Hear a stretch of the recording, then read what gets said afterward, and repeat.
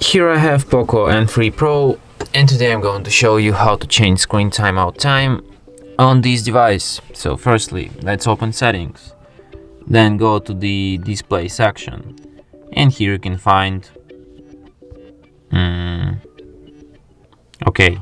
excuse me, not display, I guess it's on the lock screen section, and here you can find sleep time.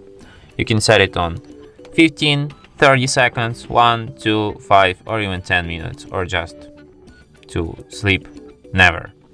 I'll set it on 2 and we'll be glad with that. And that's it. Thanks for watching. If you find this tutorial useful, don't forget to hit that like button and subscribe to our channel.